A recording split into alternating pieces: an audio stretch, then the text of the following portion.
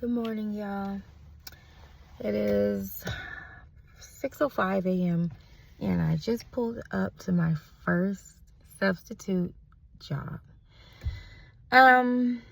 So my subscribers, people know me, I haven't really been on lately talking about life and all that stuff like that. But yeah, I started substitute teaching.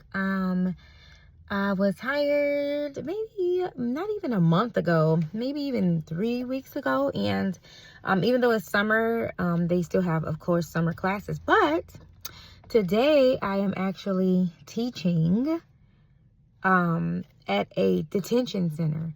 So I will be at a juvenile detention center teaching juvie. Which, I mean, if many of you know, I do have my undergrad, my bachelor was in criminal justice. So originally that's what I wanted to do. Then I went back and got the master's in social science. And then I decided I wanted to teach collegiately, but then I ended up moving from Michigan and coming down to Florida, and then ended up having children. Then found out I was pregnant the very next month, my husband and I.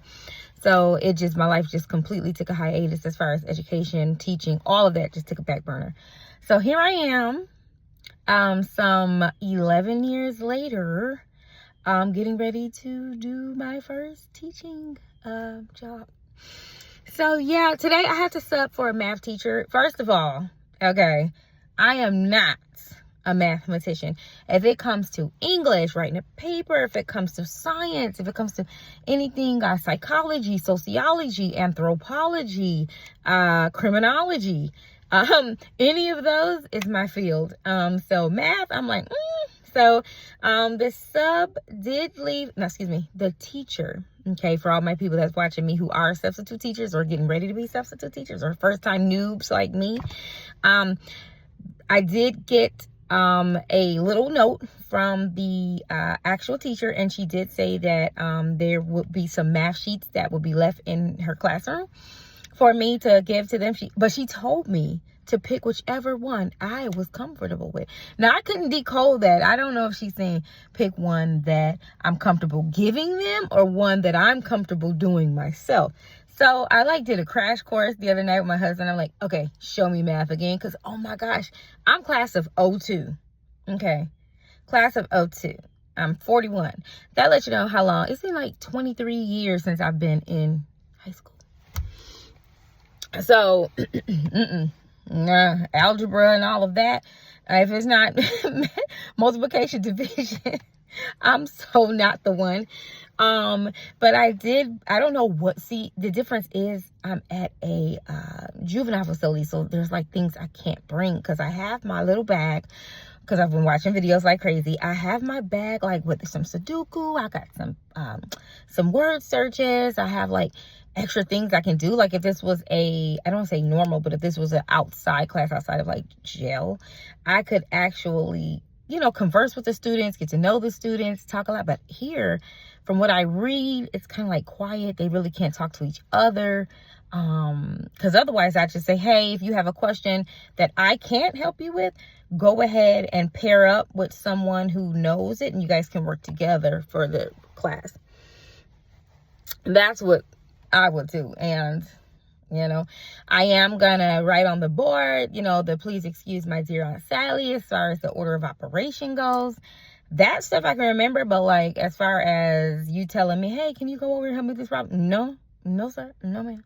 And I hate to be that way. That's why it's always good to try to know your field or whatever. Try to get, to know any field that you're going to teach. But this is not my expertise right here. This is just, I'm basically just subbing. And the good thing about subbing is you're really just there to kind of make sure the class is orderly and is managed and you're keeping up with the teacher's plans. You're just giving them what she would have, maybe not what she would have taught them. Sometimes it is, sometimes it's not, but at least you're just keeping up with the class and giving them whatever she left, and you're just making sure that they pretty much do it so they can get through the day.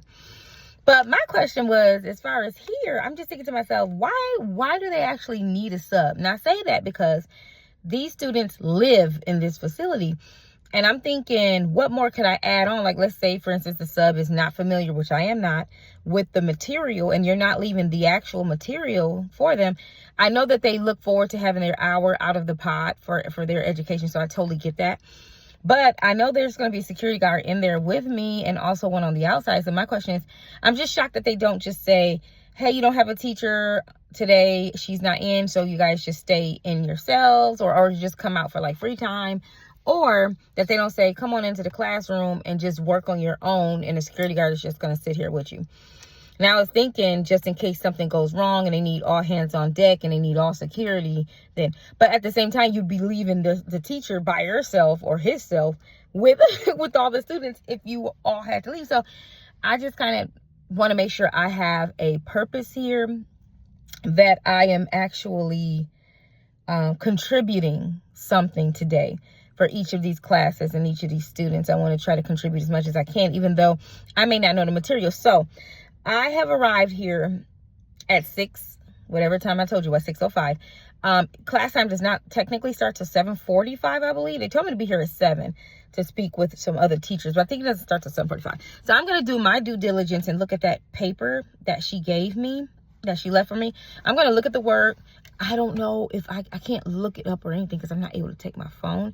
The best thing I can do is like look at it and see if I can like come back to my car, kind of look it up, try to, you know, at least be able to answer the first 1 or 2. I don't know if she's left an answer key. I don't know. I'm just going to fake it till I make it. You understand? And I don't want to be like that. But if this was any other subject, I'd be ready. I'd be ready to stand up at that board and walk around and have a great time helping people with whatever. You need help with an essay. You need to know what an assembly is. You need to know how to use a colon. All of those things are in my expertise. You need to learn something about criminology, you know, whatever. You need to do some stats on something. I can do that, you know, because statistics is more so based around the field that I'm in anyways. But when it comes to like algebra and trig and calculus and all that, honey, you can miss me with that. Well, anyways, so I will come back at the end of the day because I have to leave my phone and all that. I know in a secured area, I cannot take anything. So I'm going to go let them right quick search and rifle through my stuff and see what I can take and what I can't. That's why I got here so early, which is very important. And I will come back to you guys when I'm done, when the day is over. So, yeah. Let's just pray for me that everything go well. So I'll talk to you guys in the next video. No, I'll talk to you guys in this video again. Okay. But I'll just come back and let you guys know how it went. Okay.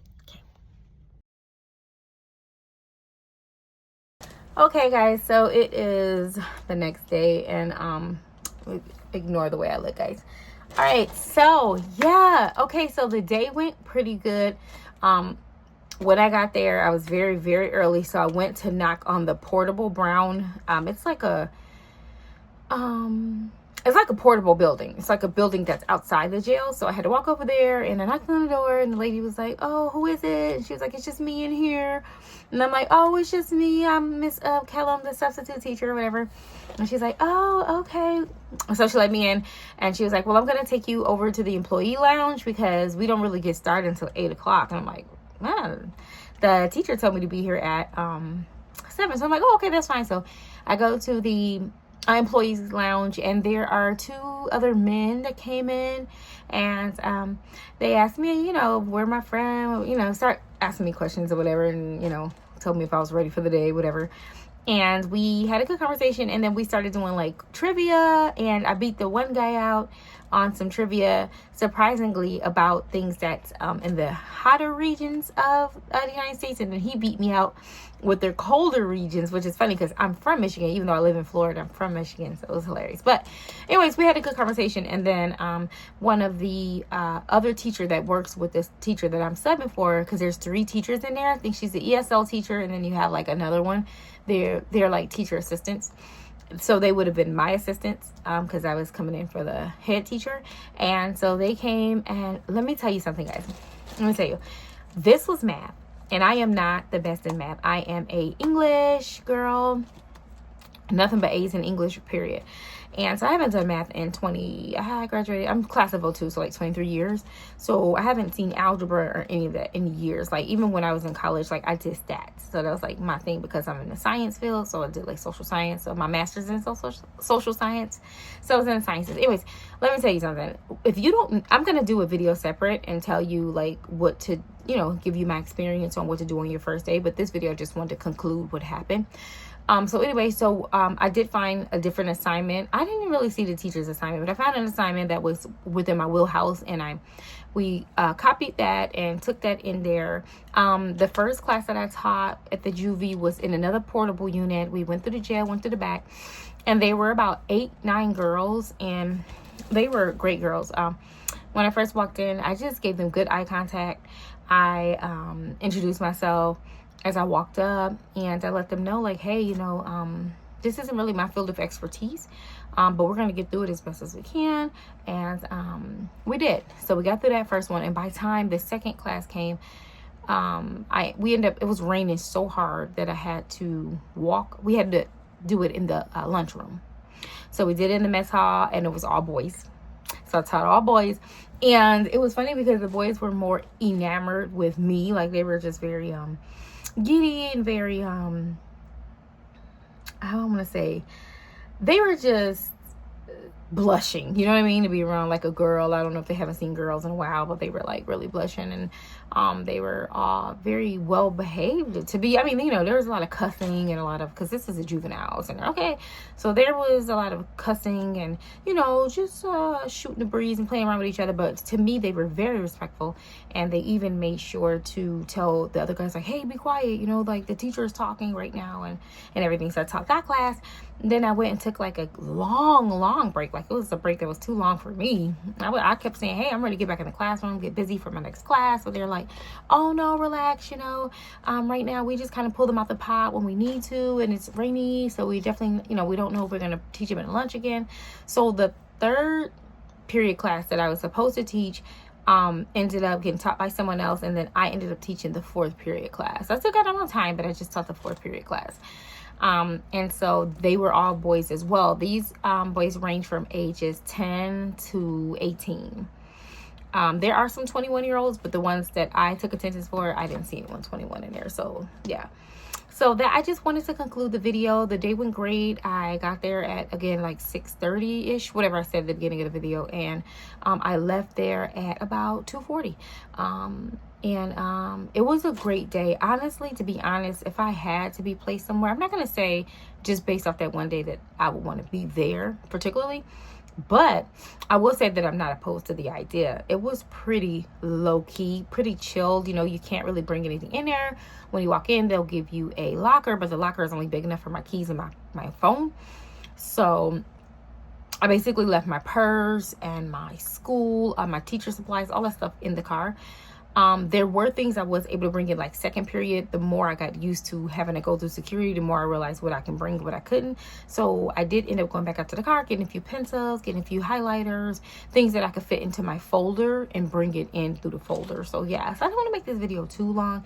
The next video I'm going to do is going to be my advice on if you're teaching at a juvenile center, because there's a lot of videos on YouTube about first day subbing, but no one has talked about first day subbing at a juvenile center. So that video will follow this video. So if you're new and a new sub like I am, hit the subscribe button. Let's hang out and talk about subbing together, and I'll talk to you guys in the next one.